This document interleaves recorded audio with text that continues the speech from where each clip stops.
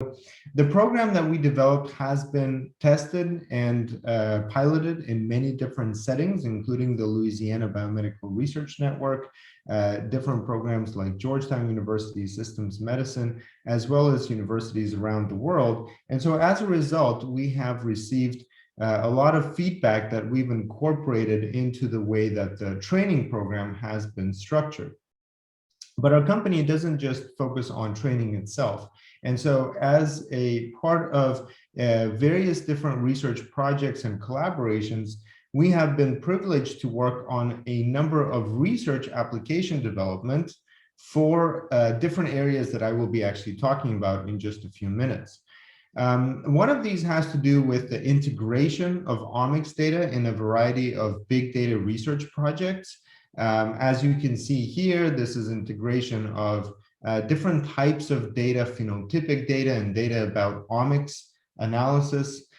We've worked on a number of collaborations for biomarker discovery in real-world evidence collection and clinical trial projects, as well as projects for small molecule screening and this hit-to-lead optimization from libraries of small molecules. And so as a result of this kind of research experience, we really developed this kind of a data science program that is intended to give an opportunity for students that come from high school, undergraduate, as well as postgraduate level, teachers and faculty at high schools, colleges, and universities, as well as researchers like biologists and clinicians at research labs and biotechnology companies, an opportunity to master tools and skills that are required for effective data-driven research projects. And so to speak a little bit more about the way that this program is organized, I want to give you a background on what OmicsLogic as a training portal really is. So now that you've all signed up to the OmicsLogic portal, let me introduce what the programs, courses, and different training resources that we have, how are they organized, and what's the difference between them. So the goal of OmicsLogic programs is to provide training in bioinformatics, and I'll talk a little bit about the relationship between bioinformatics and data science in a little bit. And the important part of it is to enable independent research guided by mentors and peer examples. So it's more than just a collection of courses, it's also a community. And this community is has a shared passion for data-driven research and an appreciation of citizen science. And so what's important here is that this is a community where you can get to know other people. You can collaborate with other people on research projects. And a critical part of that is essentially training. And one of the challenges that we see is that many people from different backgrounds have to apply different types of data science skills to develop independent research projects using latest technology in life and data sciences. And so one of the programs that we've developed as a result of this kind of vision for this OmicsLogic community is a program on OmicsLogic data science. And this kind of a program combines resources online, asynchronously, and in a blended fashion to empower different types of people with different backgrounds to learn about statistical analysis and machine learning, experimental design and technical variation that is to found in exploratory data analysis, as well as to apply data mining tools for finding meaningful patterns and associations, and study complex biological systems using big data. So this program on data science combines a number of different important aspects, including different types of omics data, steps for exploratory data analysis and processing, data analysis for big data integration and mining, and the application of these different tools to different types of research questions. So today's webinar is going to focus on a number of these aspects, which we will do an introduction to data science and bioinformatics. So what's the relationship between data science and bioinformatics? A little overview of data processing, cleaning, and exploration, how to do that, and what are some of the tools that we will cover in this program. The application of data science in biomedicine, introduction to machine learning algorithms for next generation sequencing data, the application of data mining and integration for multi-omics or X-omics integration. And then I will pass it on to our next speaker to talk about deep learning, natural language processing, and image analysis, and how those are important in this domain of biomedical data analysis. So let me first start by speaking about the relationship between data science and bioinformatics. So what is data science really? Data science is data storage, organization, and retrieval, including application of different data formats, biological specialization, right? If we talk about the domain where we apply data science in the context of biomedical data science, right, this includes biological research, but it could include many other different domains, right?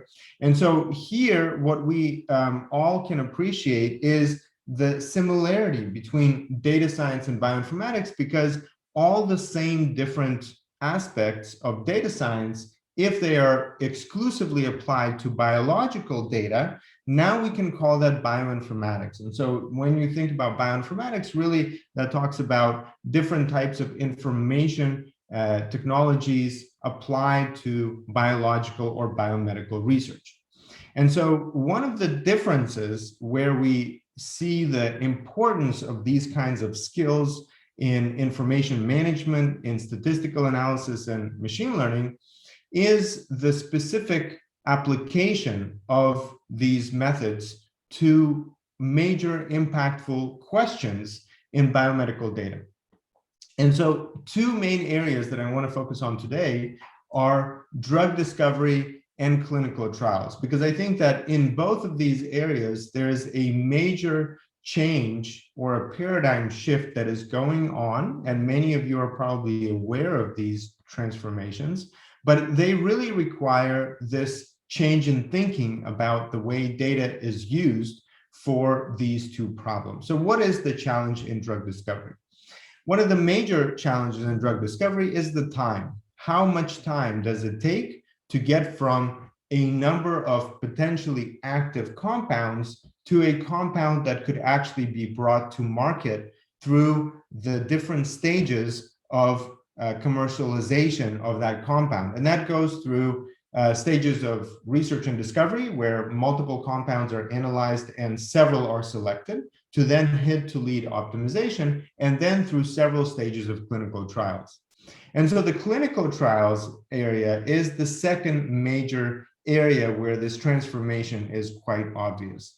In clinical trials, you have to design a specific process by which that compound that is not toxic and is efficacious can go through several stages of validation, and that requires selection of the right types of candidate patients, the right kinds of indicators, and the right kind of validation for a certain level of efficacy for those to proceed from stage 1 to stage 3, and then to be observed in post-market surveillance to understand how other types of patients are responding to this type of treatment.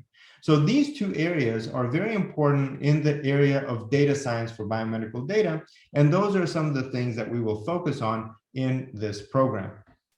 Now, importantly, I think there's a huge opportunity in regards to this kind of big data, because a lot of this type of data is actually available on publicly available repositories. And not only is it available, we know that since this pandemic, the amount of data is actually growing.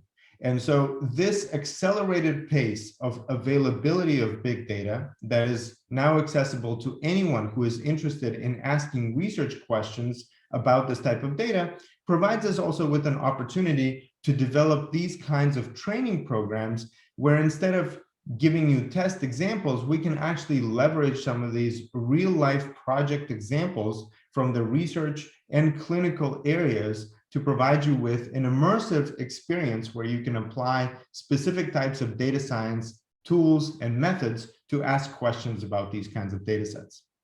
So the first challenge, having this kind of availability of data, the first challenge that I see is the challenge of data structures, how to clean, process, and normalize the huge variety of data types that is available. And these include imaging data, streaming data like EMR, clinical data, omics data, chemical data, phenotypic data, all have to be prepared so that they are structured and available for the layer of analytics that we would like to apply in a meaningful way to these types of data sets, and potentially even integrate them to find associations between the phenotypic data and the different types of omics data that are available.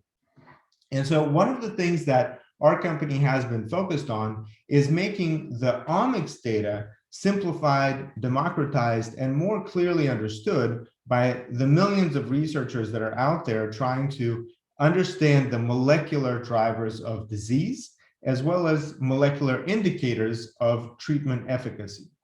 And so the first challenge in omics data that I see is the variability of data types and what do they actually represent. So since they provide a very detailed view of molecular changes and activities inside the cell, we're talking at a subcellular precision that comes with a lot of challenges. And so what are these omics data types? One type of omics is phenomics, where we can look at cell morphology and characterize different cell shapes and activities. We can look at genomic data, which is essentially variation at the DNA code. We can look at epigenomic data, which essentially tells us about subgenomic regulation, so regulation that is not inside the DNA code itself, but provides a layer of modification like data sets like whole genome bisulfite sequencing and chromatin immunoprecipitation, where we can understand different types of variations. Transcriptomic data, the result of expression of mRNA and downstream modification of that mRNA.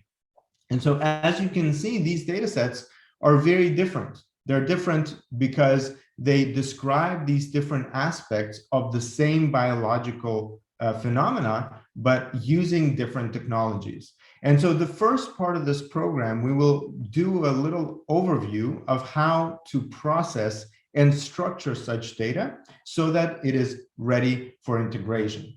And so here we will look at several different examples of genomic data like whole exome sequencing and whole genome sequencing, epigenomic data like DNA methylation and ChIP-seq, transcriptomic data analysis for single cell and bulk RNA sequencing, as well as proteomic and metabolomic data. So all of them coming from the biological material and being processed into a structured data set.